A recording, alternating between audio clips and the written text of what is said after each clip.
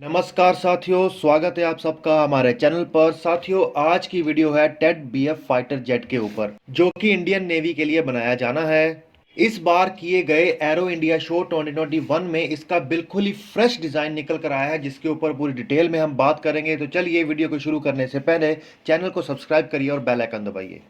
Ted BF twin engine deck based fighter jet, जो कि double engine वाला carrier based multi role fighter jet होगा, जो कि पूर्ण रूप से स्वदेशी रूप से हॉल और डीआरडीओ द्वारा बनाया जाएगा। इसकी पहली फ्लाइट 2026 को एक्सपेक्ट की जा रही थी। हालांकि एरो इंडिया शो 2021 में एरोनॉटिकल डेवलपमेंट एजेंसी के चीफ ने इसके ऊपर मोहर भी लगा दी है कि 2026 को इसकी पहली फ्लाइट होगी।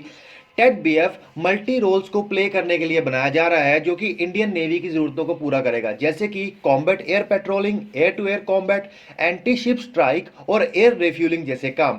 इसको आईएनएस विक्रमादित्य और आईएनएस विक्रांत के ऊपर डिप्लॉय किया जाएगा, जो कि मिग 29 को रिप्लेस करने के लिए बनाया जा रहा है। टेड बीएफ से रिलेटेड बहुत सारी क्रूशियल इंफॉर्मेशन अभी तक पब्लिक डोमेन में नहीं थी, लेकिन अभी पब्लिक डोमेन में बहुत सारी क्रूशियल इंफॉर्मेशन आई है, और साथ में जो इसका fresh design arrow India show में दिखाया गया है उसके बारे में चर्चा कर लेते हैं। हालांकि टेड बीएफ के डिजाइन के अंदर बहुत ज्यादा इंप्रूवमेंट किया गया है और इसे स्टेल्थी फीचर दिए गए हैं। इसके स्टेल्थी फीचर में सबसे बड़ा इंप्रूवमेंट आता है इसके फ्रंटल सेक्शन में। टेड बीएफ का फ्रंटल सेक्शन एमका से लिया गया है, जो कि टेड बीएफ के रडार क्रॉस सेक्शन को कम करेगा, जिसकी वजह से टेड बीएफ आसानी से किसी भी रडार की पकड़ में नहीं आएगा। इसके दो सबसे बड़े कारण है एमका के फ्रंटल सेक्शन लेने के।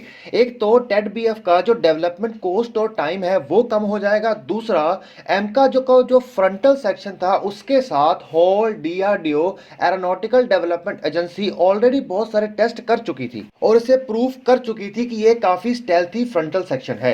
इसी वजह से इसे एमका से लिया गया है। साथियों, दूसरा बड़ा चेंज टेड बीएफ के कॉकपिट में किया गया है। इसके कॉकपिट को वाइडर कर दिया गया है, जो कि मदद करेगा टेड बीएफ को टेक ऑफ के वक्त। जब टेड बीएफ का टेक ऑफ करवाया जाएगा तो इसके नोज के नीचे जो इसका नोज गियर होगा उसके साथ कैटापुल्ट हुक को माउंट किया जाएगा, ताकि इलेक्ट्रोमैग्नेटिक एयरक्राफ्ट लॉन्च सिस्टम के साथ इसे रिलीज किया जा सके नोज अप एटीट्यूड के साथ। नोज अप एटीट्यूड क्या होता है? जब भी एयरक्राफ्ट टेक ऑफ करता है तो उसका जो नोज सेक्शन होता है उसको थोड़ा ऊंचाई पर रखा जाता है, ताकि जो नीचे फ्लो कर रही एयर होती है जो उसको लिफ्ट करने में मदद करे। टेड बीएफ के अंदर तीसरा बड़ा इंप्रूवमेंट किया गया है इसके डेल्टा विंग्स के अंदर। टेड बीएफ के डेल्टा विंग्स को स्लाइटली बिगर कर दिया गया है, जो एक तो टेड बीएफ को एक्स्ट्रा फ्यूल कैरिंग कैपेसिटी देगा। दूसरा, जो इसके डेल्टा विंग्स है उसको एयरक्राफ्ट के ऊपर फोल्ड किया जा सकेगा। किसी भी एयरक्राफ्ट के ऊपर स्पेस कम होने की वजह से किसी भी एयरक्राफ्ट के विंग्स को फोल्ड कर दिया जाता है, ताकि उसको आसानी से स्टोरेज हैंगर में स्टोर किया जा सके। इससे एक तो टेड बीएफ को, जो कि ऑलरेडी आईएनएस विक्रांत के ऊपर डिप्लॉय किया जाना ही है, ये रशिया मेड आईएनएस विक्रमादित्य के ऊपर भी डिप्लॉय किया जा सकेगा और ज्यादा से ज्यादा एयरक्राफ्ट को ले जाने की कैपेसिटी भी बढ़ेगी, क्योंकि ऑलरेडी अगर विंग स्पैन वाइडर रहे, फोल्ड ना किए जा सके, तो मतलब एयरक्राफ्ट कैरियर उतने ही कम एयरक्राफ्ट को ले जा पाता है। हालांकि एयरक्राफ्ट कैरियर की सबसे ज्यादा इंपॉर्टेंस ही फाइटर जेट्स को कहीं भी जल्दी से जल्दी ले जाने के लिए किया जाता है। टेड बीएफ के नए डिजाइन में जो इसके क्लोज कपल्ड कैनार्ड विंग्स हैं उसको इस तरीके से एंगल और बढ़िया तरीके से इंप्रूव डिजाइन किया गया है, ताकि ये लो स्पीड के ऊपर भी एग्रेसिव मैन्यूवरिंग कर सके, और साथ में जिस वक्त टेड बीएफ एयरक्राफ्ट कैरियर के ऊपर लैंड करेगा इसकी लो स्पीड में हैंडल करने की कैपेसिटी बढ़ जाए।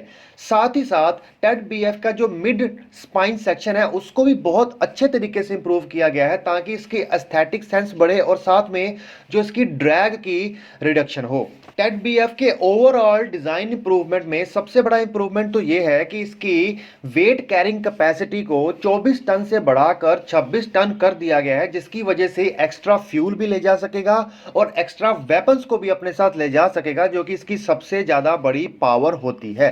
इसके साथ साथ इसके लैंडिंग गियर में चेंज किए गए हैं, इसके मेन फ्यूसलेज में रीइंफोर्समेंट किया गया है और इसकी टेल हुक में भी चेंजेस किए गए हैं। और एक बात सबसे इंपॉर्टेंट है कि टेड बीएफ का एम्प्टी वेट मिग 29K और रफायल एम से ज़्यादा होगा, जहां पर मिग 29K का वेट 11 टन, रफायल एम का वेट 10.5 टन, वहीं पर टेड बीएफ का एम्प्टी वेट 12 टन के करीब होगा। और सबसे आखिर में इसके अंदर ऑटोमेटिक लैंडिंग और ऑटोमेटिक टेक ऑफ का भी फंक्शन होगा। दुनिया भर के जितने भी लैंड बेस और नेवी बेस फाइटर जेट हैं उनके मुकाबले टेड बीएफ कहीं भी कम नहीं होगा, हालांकि काबिलियत में ज़्यादा हो सकता है, क्योंकि ये सबसे पहली बात तो अब बनाया जा रहा है, एडवांस टेक्नोलॉजीज के साथ बनाया जा रहा है, स्टेल्थ फीचर के साथ बनाया जा रहा है। तो आने वाले समय में ये दुनिया के लिए बहुत ही मतलब कंपटीशन का माहौल पैदा करेगा। दूसरा, ये भारत को इंडियन ओशन के ऊपर बहुत ज़्यादा कंट्रोल करने में भी मदद मिलेगा, जहां पर चीन अपनी दादागिरी दिखाता है। और सबसे बड़ी बात, ये पूर्ण रूप से स्वदेशी बना हुआ फाइटर जेट होगा। इसके लिए हमें किसी भी तौर पर दूसरे देश पर निर्भर होने की जरूरत ही नहीं पड़ेगी। तो ओके फ्रेंड्स, इसी के साथ वीडियो कंप्लीट करते हैं। चैनल को सब्सक्राइब करिए, बेल आइकन दबाइए।